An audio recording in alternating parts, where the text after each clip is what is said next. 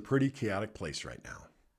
Between a global pandemic, the rising costs of food and fuel, and pretty much everything else, folks losing their jobs, supply chain issues, and who knows what else, there is plenty for us to worry about.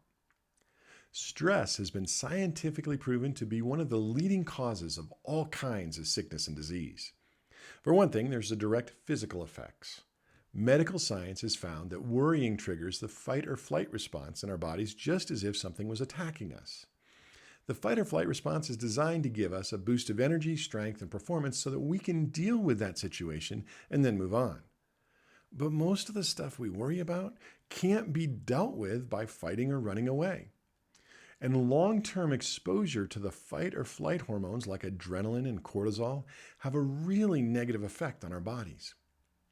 These chemicals flowing through our bodies for prolonged periods of time have a toxic effect on our glands, our nervous system, and our heart, and can eventually lead to heart attacks, increased risk of stroke, stomach ulcers, and it can cause muscle tension, leading to aches and pains and headaches. It can disrupt our digestive system, leading to either constipation or diarrhea.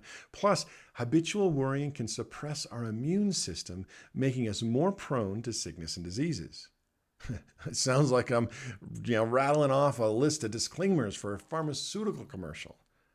But then we get to the negative effects on our brains caused by worry.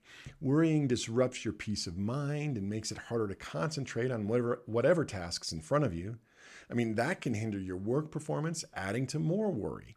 And it can also disrupt our sleep, which causes concentration issues. And for many people, that even compounds the worry issue even more.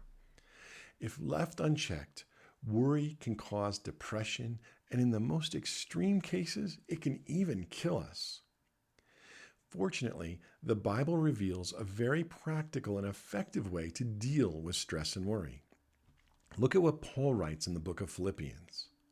Be anxious for nothing, but in everything, by prayer and supplication, with thanksgiving, let your requests be made known to God. And the peace of God, which surpasses all understanding, will guard your hearts and minds through Christ Jesus. In this passage, Paul instructs us not to worry. Really, worrying is meditating on the negative. What can go wrong? It's one big giant what-if game. Worry keeps you from getting back to sleep at night because your mind is spinning on all the possibilities, the bad stuff that might happen. Prayer is the big tool available to us to break the worry cycle. Instead of letting our minds spin about all the bad stuff that might happen, we instead take that to God in prayer.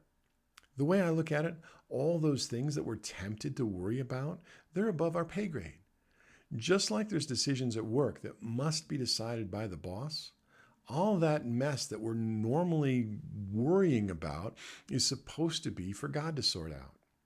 Instead of worrying, we pass all those challenges along to God in prayer and trust Him to show us the answers. When we do, Paul promises that the very peace of God will come in and protect our hearts from whatever damage might be caused by worrying. I'm here to tell you, it's far better to experience God's peace than all the bad stuff which happens to both our bodies and our minds when we latch on to the things that worry us. The next time you're tempted to worry, try praying and giving God the responsibility for sorting out whatever problem you're facing. Then enjoy His perfect peace.